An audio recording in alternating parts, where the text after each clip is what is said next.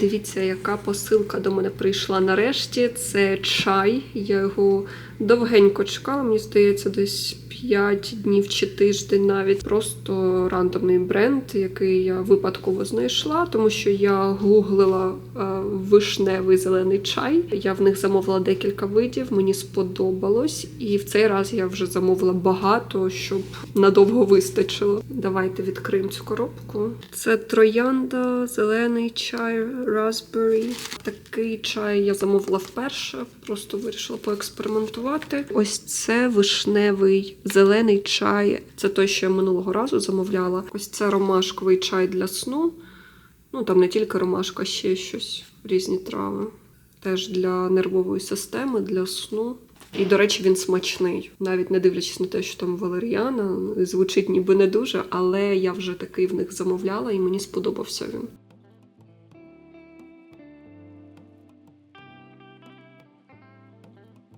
Я замірювала свої параметри, мені потрібно було для одного кастингу, тож розкажу вам, які в мене зараз параметри. При зрості 173 см, стегна в мене зараз 91, талія в мене 61 см, груди 89 см. Мене моя фізична форма зараз абсолютно влаштовує. З приводу секретів гарної фігури і стрункості. Я думаю, що більшість з вас вже зрозуміли, що насправді секретів не існує, їх немає. Все дуже просто і все на поверхні. Це дисципліна, це от 50% харчування, наскільки правильне воно. Ви не перевищуєте калораж, свою норму. Достатньо вітамінів, всіх необхідних мікроелементів. Друге, це просто фітнес, скільки ви рухаєтесь, скільки ви витрачаєте калорій. Тому що так, хтось на танці ходить на пілатес, хтось піднімає вагу, у кожного це своє. Тут просто головне вибрати те, що підходить особисто вам. І, а вже ж генетика теж грає роль. І сукупність цих факторів – це і є то, як ми виглядаємо. Що я можу сказати з приводу себе? Мені зараз 34 роки, мені подобається, як я виглядаю. Я хочу подобатись собі і в 44, і в 54, і в 64, і далі. І я буду дійсно робити все для того, щоб залишатися якомога довше здоровою. Щоб в мене було багато енергії, щоб в мене був цей настрій, знаєте, вогонь всередині, для того, щоб я мала цілі, хотіла чогось досягати, потрібно рухатися, потрібно щось робити. І фітнес, він просто необхідний. Ви знаєте, що я харчуюсь здоровою їжею, я постійно показую в своєму інстаграмі рецепти свого харчування, плюс ще й веганського харчування. Ну, це просто мої етичні принципи, чому я так вирішила це робити. Але можна вже ж притримуватися здорового харчування в незалежності від того, який тип харчування ви для себе обрали. Я тренуюся десь 3 на тиждень по своїй фітнес-платформі Wispens. Друзі, якщо ви ще не з нами, приєднуйтеся до моєї фітнес-платформи Wispens. Посилання на неї я залишу під цим відео, і там ви знайдете безліч програм тренувань і зі мною, і з різними відомими американськими фітнес-тренерами. Йога, стретчинг, табата, силові, на будь-який смак. Я дуже люблю, до речі, тренування з резинками. Також в нас є аудіомедитації, рецепти здорового харчування, трекери. Ви можете відслідковувати свій прогрес, і все це в зручному мобільному додатку. Також в нас зараз діють літні знижки до 70% на Wispens Pro, тож обов'язково долучайтеся, переходьте за посиланням під цим відео, починайте рухатися, починайте щось робити.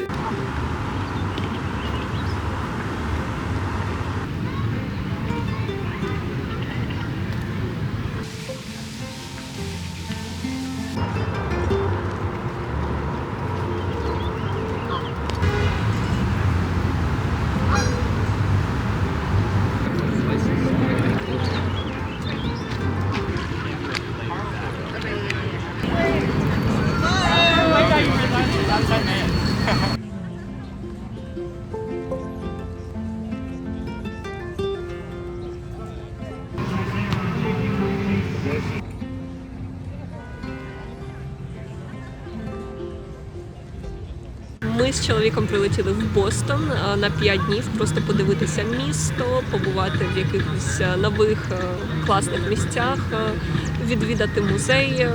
Мені вже це місто подобається, тут класна атмосфера, воно таке європейське, тут красива архітектура, тому що це одне з найстаріших міст Америки. Також погода класна, знаєте, вона помірна, не спекотно, не холодно, взагалі чудово.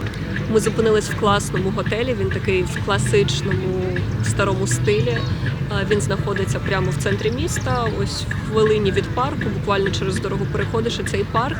І також у нас вид відкривається на цей парк, дуже красиво. Зручно кругом доїжджати в будь-яку локацію, а також ти виходиш і одразу багато магазинів, красиві вулиці, красива архітектура. Коротше, класне місце.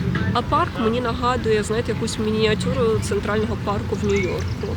Він менше вже ж, але він такий затишний, красивий. Місто вважається інтелектуальною столицею Америки, тому що тут дуже багато навчальних закладів, коледжів, університетів. Тож це місто з великою концентрацією освічених, розумних людей. Це неймовірно приємно. Тут дуже розвинута медицина, фінанси, різні технології, біотехнології, там генетика і тому подібне. Всі найновітніші розробки в плані медицини, вони починаються тут. І ще тут смачна їжа. Можливо, нам щастить, але в принципі більшість кафе, куди ми заходили, Жені було дуже смачно. Ми знаходили веганські кафешки і в звичайних ресторанах знаходили веганські опції.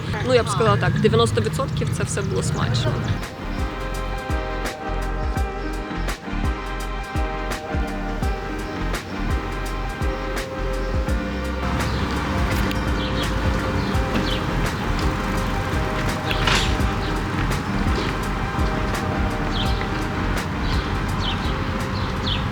У нас сьогодні культурна програма. По плану відвідати 2 музеї. Перший – це зараз ми в ньому знаходимося, музей Ізабелли Стюарт Гарднер.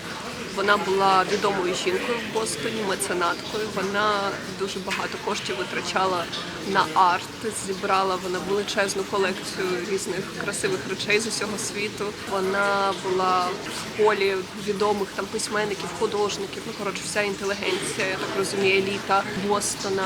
Її батьки були дуже заможними, родом з Нью-Йорку, тож все життя вона прожила в розкоші, але вона не марно витрачала свої кошти, а займалася розвитком культури. Вхід в музей ось тут.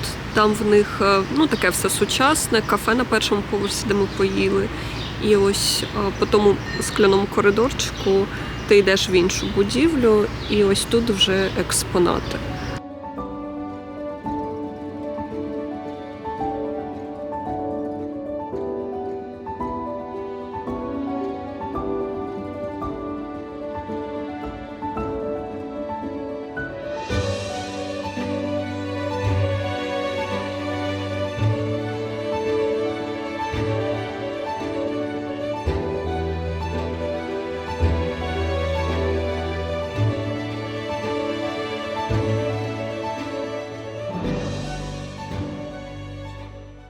Ми зараз знаходимося на території Гарвардського університету. Їх там лекції проходять в різних корпусах. Кожен відповідає за ту чи іншу науку.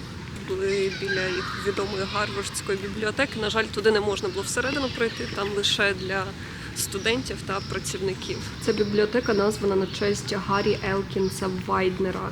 Цей хлопець навчався в Гарварді, і його батьки були дуже заможними. Він захоплювався книжками, він багато читав і колекціонував книжки з усього світу, шукав якісь унікальні, рідкісні екземпляри, і також казав сім'ї про те, що якщо в Гарварді буде достойна бібліотека, то він колись залишить там свої книжки в цій бібліотеці. У віці 27 років він подорожував зі своєю сім'єю, зі своїми батьками на кораблі «Титанік». Мати його вижила, а він з батьком загинув. І мати вирішила пожертвувати десь декілька мільйонів доларів на будівництво цієї величезної бібліотеки в Гарварді і назвали в честь її сина. І також там є меморіал для нього, і також всі його книжки вона віддала в цю бібліотеку. Тож вона здійснила мрію свого сина. Ходять чутки, що деякі люди, там працівники, студенти Гарварду бачать в цій бібліотеці біля меморіалу його привид.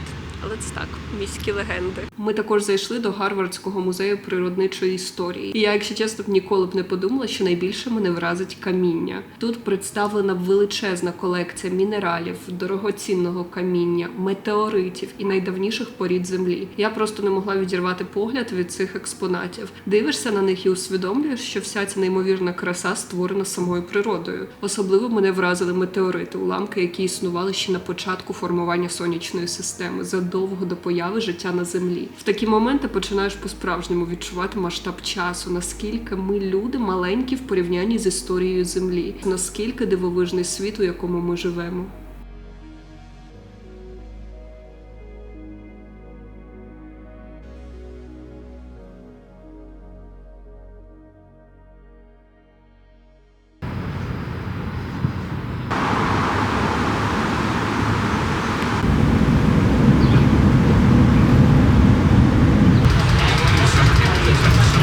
Їдемо в місто Салем. Напевно, ви чули цю назву в різних фільмах про відьм, про чаклунство, тому що саме з цим містом пов'язано багато легенд про відьм. У людей було якесь масове божевілля і було полювання на відьм. Багато людей стратили, тому що їх підозрювали в чаклунстві. Сьогодні у нас буде екскурсія, тому ми якраз більше історії дізнаємось. У Салемі своя особлива атмосфера, старовинні будинки, вузькі вулиці, дерев'яна архітектура. Складається враження, ніби ти опинився в іншій епосі. І, звісно, тут буквально все пов'язано з відьмами. Куди не глянь, магазини, музеї, кав'ярні, вивіски, сувеніри. Відьомська символіка тут всюди. І це просто частина ідентичності історії цього міста. Тут ніби весь час відчувається легкий відтінок містики. Навіть звичайна прогулянка містом здається такою загадковою. Це дійсно унікальне місце, і хоча б раз я б радила тут побувати. Тільки що в нас була екскурсія по одному з найстаріших будинків цього міста і взагалі США.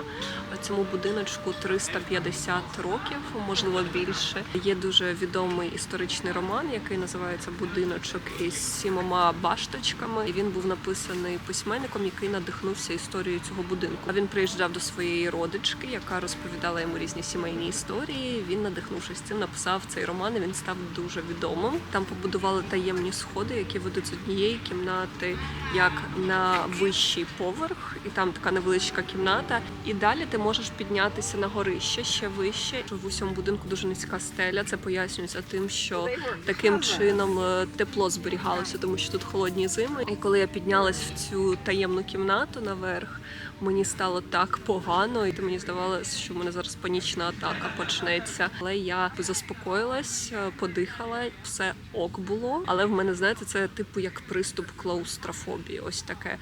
Ну, я пов'язую це з тим, що там все дуже маленьке. Коли нам розповідали всю цю історію про суд над невинними людьми, яких засудили на страту, тому що підозрювали їх у відьмацтві. І, до речі, все це почалось по такій дивній причині. Там в одній сім'ї дівчата, там щось там 10 років їм було, вони почали себе дуже дивно поводити. І хтось сказав, що, мов, це їх зачарували. Коли у цих дівчат спитали, хто відьма, типу вони почали казати, там, що це якісь рандомні люди. Ну і не зрозуміло, чи дітей підговорили, це було вигідно, чи діти просто збрехали. Тих людей, яких саджали в тюрму, страчували. Таким чином звільнялися посади, таким чином їх майно конфіскувалося. Дивовижно, як така подія викликала такий сильний резонанс, що буквально місто живе цією історією. Це місто приваблює туристів з усього світу от завдяки цій історії. Хоча, якщо ми дивимося на історію, особливо там Європа, от наша історія України, у нас стільки всього трагічного було. Я маю на увазі, що якби у нас щось подібне трапилося, навіть би ніхто й не згадав. Війни дуже багато, смертей було, дуже багато всього відбувалося. І по сьогоднішній день відбувається. Тому такі події по типу цієї, вони просто навіть якось просто в історії проходять повз. Плюс Америка, вона вміє все комерціалізувати, я б так сказала. Якась подія трапляється, американці вміють це подати, зняти про це кіно, серіали, зробити якусь рекламу. Весь світ про це дізнається, цікавиться цим. Я не можу сказати, що все робити комерційним – це є круто, але в якійсь мірі Це інколи корисно, тому що це приваблює туристів, це приваблює людей, це робить репутацію країні. Це про інвестиції. Теж важливо якось брати приклад і теж популяризувати історію.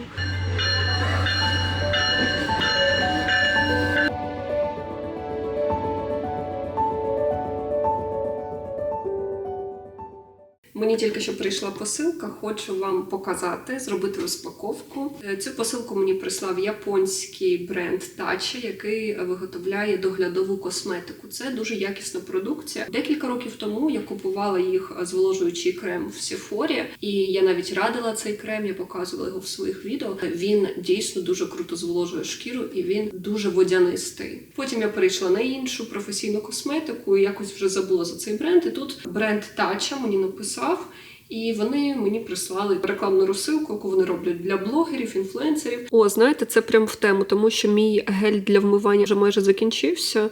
І я якраз спробую ось це повикористовувати. Ой, гляньте, яка гарна упаковочка, слухайте.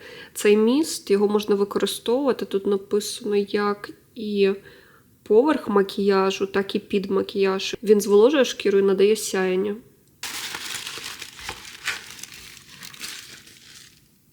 А це санскрін. Санскрінів багато не буває. У мене хоч і є вже декілька штук, я замовила від SkinMedica, вони мені подобаються, але санскріни дуже швидко закінчуються, тому що те, що я в Каліфорнії використовую круглий рік, тому це взагалі супер. О, ще й 50 SPF, прекрасно.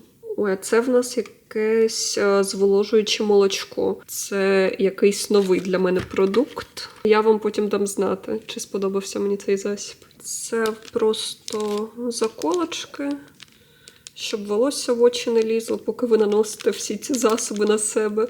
Так, і остання штучка, що це у нас таке? Це маска для губ. Ой, слухайте, подивіться, яка вона мила, ця упаковочка. Я не можу. Гляньте, яка краса.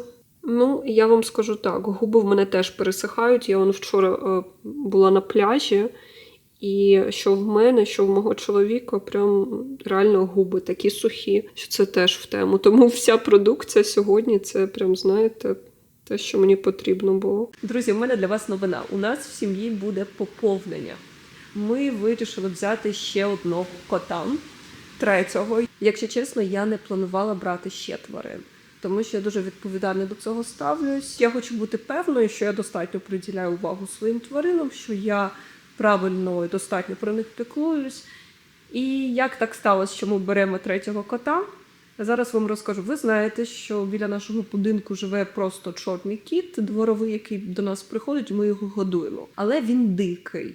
Це не та тварина, яку ти можеш забрати. До речі, до нас колись приходив сантехнік, і йому дуже сподобався цей кіт, він хотів його забрати до себе. Ми намагались його зловити, але ні, він ні в яку. І навіть мій тато, він дуже любить цього кота, тому що він точно такий самий чорний, як його кіт, який в нього. І в нього до нього якась особлива любов до цього вуличного кота. І він би вже давно його взяв, але це та тварина, якій подобається жити на вулиці. Він там вміє ловити змій, птахів, мишей, він от прям такий хижак. Мабуть, він дуже багато років вже живе на вулиці, тож він не погодиться жити в будинку чи в квартирі. Це я так, забігаючи наперед, очікуючи питання, що чому ми чорного кота не візьмемо до себе. Це от я вам пояснюю. Але декілька місяців тому з'явився ще один кіт. І він, знаєте, він то приходив, то кудись тікав. Я маю на увазі, що він не кожен день біля нас сидів. Він був такий достатньо доглянутий, товстенький, красивий. І я була впевнена, що це чийсь кіт, який просто, можливо, його випускають на вулицю. Чи, можливо, він втік, і він інколи, знаєте, приходить, поїсть і піде. От якось так було. Але я була впевнена, що, мабуть, скоріш за все, його просто випускають. І я, до речі, це не підтримую, коли люди випускають котів погуляти, тому що це дуже небезпечно. Потім в якийсь момент він почав частіше до нас приходити, залишатися, і вони удвох з чорним котом уже почали кожен день мене зустрічати, чекати на їжу. В якийсь момент він пропав. Думаю, добре, можливо, знайшовся господар. Думаю, слава Богу. Потім дивлюсь, приходить. І він іде і шкандибає. Він виглядав якось погано, він був якийсь кволий. він схуд, в нього щічки пропали. І з того дня він сидів під нашим будинком, нікуди не відходив, я його годувала. Так його шкода, взагалі він настільки лагідний, якщо чорний кіт він дикий, то цей навпаки. Він веде себе як домашня тварина. І ми з Женєю порадились, я кажу, ну що, візьмемо собі його, тому що якщо погода стане гіршою, там, наприклад, осінь, взимку, дощі будуть, нам буде дуже шкода, тому що він якийсь, видно, що він не настільки адаптований до вулиці, як той чорний кіт. Коротше, я не знаю, яким чином так трапилося, що він опинився на вулиці, але він не виглядає дико.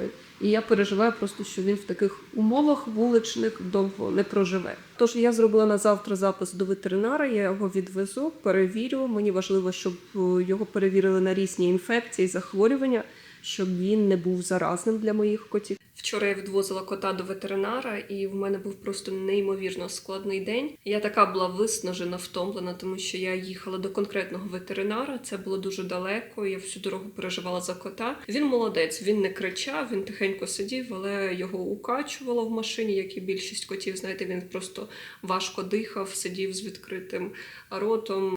А вже ж це стресово було, тому що я переживала за нього, постійно поверталася, всю дорогу така була. Потім я 3 години провела у лікаря, йому зробили всі тести, аналіз крові там на все, перевірили на різні інфекції, самі там небезпечні, які можуть передаватися, в нього все окей. Потім я приїхала додому з ним, і хоча була дуже втомлена, все одно поїхала на танці, думаю, ні, потрібно, тому що я це люблю. І приїхала пізно ввечері, верніше як, мені Женя ще подзвонив, каже, Ліль, я не можу знайти кота. Я кажу, як ти не можеш його знайти? Він каже, я все обшукав, його немає ніде.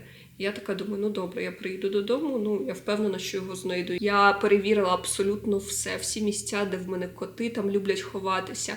Ніде його немає, от просто ніде. І я вже почала думати, невже коли я виїжджала на танці, можливо, він якимось чином прослизнув в гараж і втік, і я цього не помітила. Але ж думаю, не могла я таке зробити, тому що я завжди дуже обережна в цьому плані. У нас же коти живуть, я завжди за цим слідкую. Але знаєте, це все одно відчуття, а можливо не помітила все-таки. Вже ніч, ми лягаємо спати, кота немає. Я була така засмучена, тому що думаю, може щось трапилося, можливо він кудись заліз, десь застряг, чи втік, чи ще щось. Господи, в мене стільки було тривожних думок. І я так спала неспокійно, щоб ви розуміли, мені за ніч приснилося 2 різних сновидіння і про те, що я його знаходжу у вісні. І вони були такі реалістичні, я зранку прокинулась і така думаю, боже, ні, мені це наснилось, я його ще не знайшла, і в мене знов така тривога. Вночі поставили камери спеціально, ми поставили їх більше для того, щоб зранку подивитися, можливо, він десь заховався, можливо, Сімба його там загнав, і він злякався, сидить, і, можливо, вночі він вилізе, і ми побачимо це. Ми перевіряємо камери.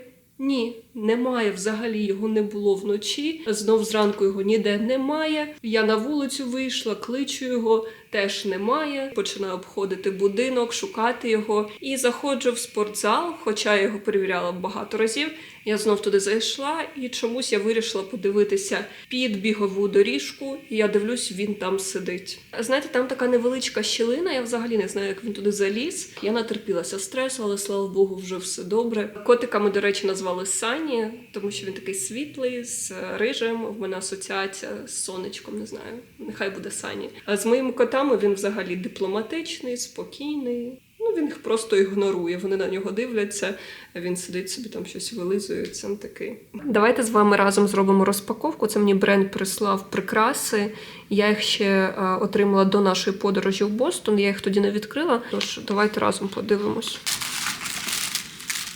Так, таких 5 мішечків. Мені вже дуже цікаво, що там. Мені сподобався цей чокер. Дуже красивий.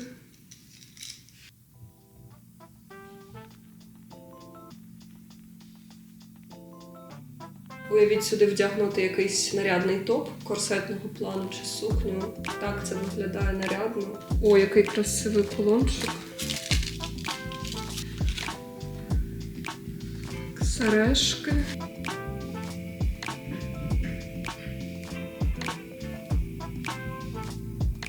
Дуже гарні сети. Також я зараз знімаю крупним планом ці прикраси. І дивлюсь на свою шию. Мені згадалась ця тема з цими кільцями Венери. про які зараз всі пишуть, що, мов, це вигадана історія, такий собі маркетинг від косметологів для того, щоб робити безтолкові процедури, які взагалі не працюють. До речі, я чула відгуки від різних жінок, які робили там курси, ін'єкції там для шиї. І там, здається, всі негативні. Я ще не чула жодного відгуку про те, що хтось щось зробив для шиї, і це якось суттєво покращило її стан. Взагалі, що стосується цих кілець, Венери, така назва ще смішна. Я згадую, як мені здається, косметолог намагався продати процедуру цю для шиї, коли мені було 25 років, і щось тоді вона мені розповідала про те, що мені потрібно там як біоревіталізація, ще щось там, ну типу цієї зони для шиї, і щось вона мені казала, що ну так, якби вам уже можна щось таке робити. У деяких людей їх взагалі немає. Ну, наприклад, моя мама, їй 55 років. Якби це було щось таке, що з віком з'являється, ну, типу, не було, а потім, от як людина старіє, то там от з'являються ці кільця. Ну, у моєї мами їх немає взагалі. І я не кажу, що, ну, типу, в неї шкіра не старіша. Вона старіша, але вона якось така тілобудова, що от шия абсолютно рівна, без жодних оцих штучок. Тож це просто генетика. І варіант з кільцями, і варіант без цих кілець – це є варіанти норми. Це, не знаю, як просто у людей бувають різні, там, не знаю, різна форма та розмір вух чи носів. Фішка в тому, що дійсно, поки про це не говорили, ніхто б навіть увагу на це не звертав. Потім, коли це придумали, люди почали акцентувати на цьому увагу. І уявіть собі дійсно, скільки жінок витратило величезну купу грошей на те, щоб робити процедури, які, наприклад, взагалі є недієвими в цьому випадку.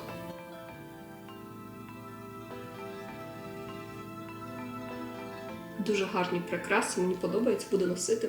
Також думаю, що вам ще показати. Знаєте, що мені нещодавно бренд, для якого я знімалась, це бренд одягу, вони мені після зйомки подарили сукню. Я вам зараз її покажу. До речі, з тієї зйомки я взагалі нічого не підзняла для влогу, хоча там і сукні були різні красиві. Ми знімали на Родео Драйв, це Беверлі-Хіллз, там дуже красивий район, красиві бутіки різні. Це така туристична зона вважається, красива. Я там думаю, якраз для влогу зніму. Ага, де там? Я залишила свій телефон, сумку в машині власниці бренду, і ми весь час просто нон-стоп знімали. Я постійно перевдягалася, відзняли, все, швидко знов перевдягаюся, знов знімаємо. Це була настільки така робоча атмосфера, що буквально я телефон не взяла в руки за цілий день жодного разу. І, до речі, зустріла підписницю на вулиці, було дуже приємно. Дівчина підійшла, сказала, що вона, типу, фоловить мене в інстаграмі. Але, скажу чесно, я не часто зустрічаю підписників в Лос-Анджелесі. Колись зустріла свою підписницю в магазині Alo Yoga. Вона там працювала, і я зайшла в примірочну, і вона сказала, що, мов, ми не знаємо. Мені було так трошки ніяково. Тому що тут не часто зустрічаєш підписників, і, мабуть, кожного разу, коли це трапляється, ти якось, не знаю, не очікуєш цього. І також в мене була відносно нещодавно, коли ми в Чикаго їздили, там я у влозі показувала, ми зупинилися в готелі. І при цьому готелі був на першому поверсі Starbucks. Я прийшла за напоєм, і тут підходить до мене дівчина, яка працювала в цьому Старбаксі. Заговорила до мене українською мовою і теж сказала, що, мов, вона мене знає по інстаграму, і сфотографувалася зі мною. Було неймовірно приємно, але я теж не очікувала, тому що це, знаєте, от я буквально, от ми заселилися в готелі, я навіть вийти з нього якби не встигла, і тут зустрічаю людину з України. Сукня дуже гарна, гарно сидить, але поки я не уявляю навіть, куди я можу її вдягнути. Я дуже сподіваюся, що привід знайдеться. Приїхала нарешті до перукаря.